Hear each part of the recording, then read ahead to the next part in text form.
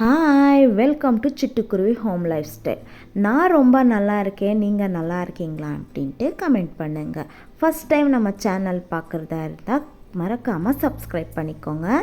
இந்த வீடியோவில் என்ன பார்க்க போகிறீங்க அப்படின்னா, விநாயகர் சதுர்த்தி முன்னாடி நாள் நான் என்ன ப்ரிப்ரேஷன் பண்ணிக்கிட்டேன் இருந்தால் இந்த வீடியோவில் பார்க்க போகிறீங்க. விநாயகர் சதுர்த்தி வெட்னஸ்டே வந்ததுனால டியூஸ்டே ஈவினிங் ஒரு 4 o'clock எல்லா வேலையும் முடிச்சுட்டு நானும் ஃப்ரெஷ்அப் ஆகிட்டு பக்கத்தில் ஒரு கடையில், ஒரு குட்டி கடையில், எல்லாம் ரொம்ப குட்டி கடை தான், ரொம்ப கலெக்ஷன் வச்சுருப்பாங்க. ஸோ அங்கே தான் வந்து நான் பர்ச்சேஸ் பண்ணலான்னு வந்திருந்தேன். ஒரு சாரியும் வேஷ்டி ஒரு டவல் வாங்கிட்டு போகலான்னு தான் வந்திருந்தேன். வீட்டில் சிட்டுவும் லட்டுவும் விட்டுட்டு வந்ததுனால ஒரு 20 minutesலேயே எல்லா வேலையும் முடிச்சாச்சு. சிட்டு தூங்கிட்டு இருந்தா, அதனாலே நான் ஃபாஸ்ட்டாக இந்த வேலையை முடிச்சிடலாம் அப்படின்னு வந்திருந்தேன். கூடவே பூஜைக்கான ஐட்டம்ஸ் எல்லாமே பூ, பால், பழம் எல்லாமே வாங்கிட்டு வீட்டுக்கு சீக்கிரமாகவே வந்தாச்சு. வீட்டுக்கு வந்ததும் பார்த்தா சிட்டு தூங்கிட்டு தான் இருந்தா, லட்டு ஜாலியாக டிவி பார்த்துட்டு இருந்தா. நான் இந்த சாரீ தான் செலக்ட் பண்ணியிருந்தேன். சாமிக்கு வச்சு பூஜை பண்ணோன்றதுனால நான் மேலே வச்சு காமிக்கல. விநாயகர் சதுர்த்தி நாள் மார்னிங் போய் புத்துக்கு பால் ஊற்றிட்டு சாமிக்கு இந்த துணியெல்லாம் வச்சு பூஜை பண்ணிட்டு வரணும். அப்புறமா வீட்டுக்கு வந்து சாமி கும்பிடணும். அதுக்கு தான் அதனால தான் நான் கொஞ்சம் முன்னாடியே எல்லாம் ப்ரிப்ரேஷன் பண்ணிக்கிட்டேன். கர்நாடகாவில் நாகர பஞ்சமி நாள் போய் புத்துக்கு பால் ஊற்றிட்டு வருவாங்க. ஸோ அங்கே அப்போ பண்ணலை அப்படின்னா விநாயகர் சதுர்த்தி நாள் பண்ணுவாங்க. நான் எப்போவுமே விநாயகர் சதுர்த்தி நாள் தான் பண்ணுறது. பிஃபோர் மேரேஜ்லேருந்து பண்ணிகிட்டு இருக்கேன், ஆஃப்டர் மேரேஜும் அப்படியே கண்டினியூ பண்ணிகிட்டு இருக்கேன். கிட்டத்தட்ட நான் ஒரு 17-18 வருஷமாக பண்ணிகிட்டு இருக்கேன். வாங்கிட்டு வந்தால் பூ, பால், பழம் எல்லாமே எடுத்து ஃப்ரிட்ஜில் வச்சுட்டு நான் ஈவினிங் 5 o'clock ஆகிடுச்சி. சரி, குழந்தைங்களுக்கு பாலும் எனக்கு காஃபி போடலாம் அப்படின்னு ரெடி பண்ணிகிட்டு இருந்தேன். ஸோ லட்டு வந்து எனக்கு பால் வேண்டாம் அப்படின்னு சொல்லிட்டா. ஸோ அதனால் அவளுக்கு மட்டும் கொஞ்சம் அப்புறமா குடிக்கிட்டோம் அப்படின்ட்டு எடுத்து வச்சுட்டு நான் காஃபி எடுத்துக்கிட்டேன். லட்டு நான் கொஞ்சம் நேரம் டிவி பார்க்குறேன்னா விடவே இல்லை. எனக்கும் அவளுக்கு ரிமோட் சண்டை. ஸோ உங்கள் வீட்லேயும் உங்கள் குழந்தைங்க இப்படி தானா அப்படின்னு கமெண்ட் பண்ணுங்கள். காஃபியெல்லாம் குடித்த அப்புறமா கொழுக்கட்டைக்கான ப்ரிப்ரேஷன் தான் பண்ணலான்னு போயிட்டு இருக்கிறப்பவே சிட்டு வந்து அப்போ தான் ஏந்திரிச்சா. கிட்டத்தட்ட அவள் 2.5 hours நல்லா தூங்கி ஏந்திரிச்சிட்டான். ஸோ அவளுக்கு கொஞ்சம் நேரம் அவகிட்ட இருந்துட்டு பாலெல்லாம் கொஞ்சம் ஆற்றி கொடுத்து ரிலாக்ஸ் ஆனதுக்கப்புறமா தான் திரும்ப கொழுக்கட்டைக்கான ப்ரிப்ரேஷன் ஸ்டார்ட் பண்ணேன். இன்றைக்கி கர்நாடகா ஸ்டைல் கொழுக்கட்டை ரெசிபி தான் உங்ககிட்ட ஷேர் பண்ண போகிறேன். 1 கப்பு பொட்டுக்கடலை, அதை நல்லா சிம்மிலேயே நல்லா வறுத்துட்டு அதை வந்து மிக்ஸி ஜாரில் போட்டு பவுட்ரு பண்ணி எடுத்து வச்சுருக்கேன்.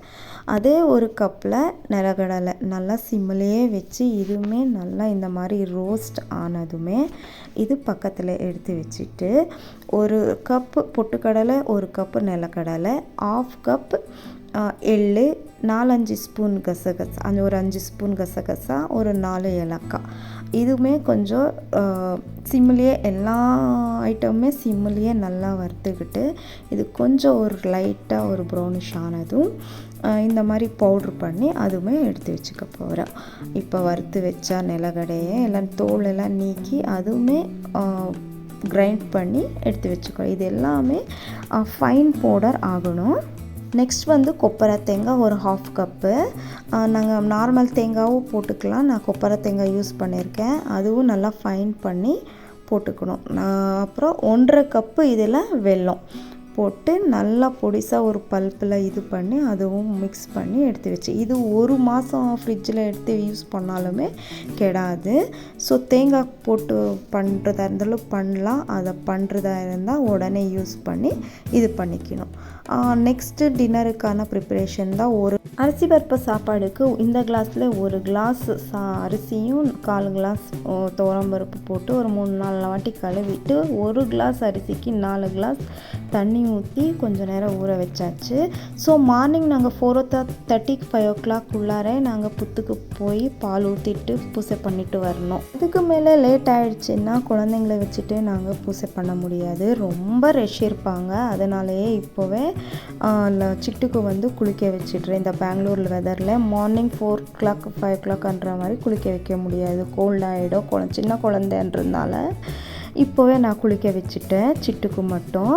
சிட்டுக்கு 2-3 ட்ரெஸ் செலக்ட் பண்ணி கடைசியில் இதுதான் போட்டுக்கிட்டா. ஏன்னா இவளுக்கு காட்டனா மட்டும்தான் போட்டுக்கிறா, எந்த ஒரு ஜிகு ஜிகுன்னு இருக்கிற ட்ரெஸ்ஸு போட மாட்டேங்கிறா. உங்கள் வீட்லேயும் இந்த குழந்தைங்களே இப்படி தானா அப்படின்னு கமெண்ட் பண்ணுங்கள்.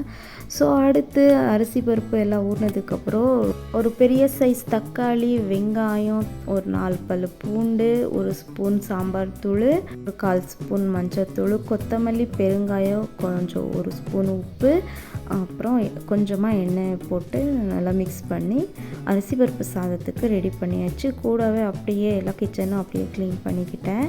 அப்புறம் குழந்தைங்கள பார்த்தா அப்போ தான் லட்டுக்கு கொஞ்சம் தூக்கம் வர மாதிரி இருந்துச்சு. ஆனால் சிட்டு தூங்கி நல்லா ஃப்ரெஷ்ஷாக ஏந்திரிச்சிக்கிட்டா.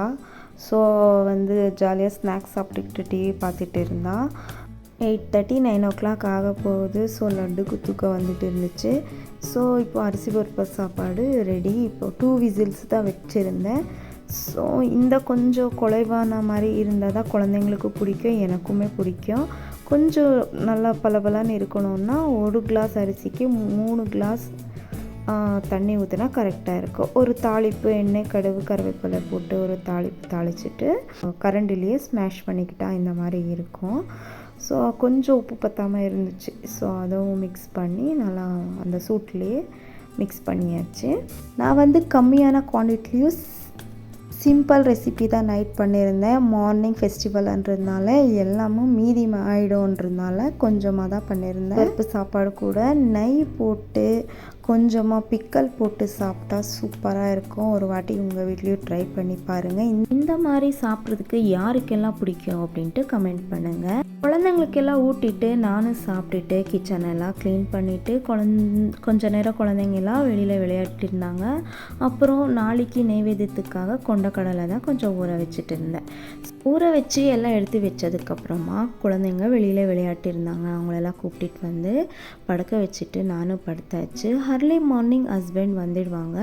ஸோ வந்ததுக்கப்புறமா புத்துக்கு எப்படி நாங்கள் போய் பால் ஊற்ற போகிறோம், வீட்டில் நான் எப்படி சிம்பிளாக சாமியை கும்பிட போகிறேன், கொள்ளுக்கொட்டைக்கான ப்ரிப்ரேஷன் எல்லாம் நான் பண்ணி வச்சுருக்கேன் இல்லைங்களா, நான் எப்படி கொள்ளுக்கொட்டை பண்ண போகிறேன் அப்படின்னு தான் அடுத்த வீடியோவில் நான் ஷேர் பண்ணுறேன்.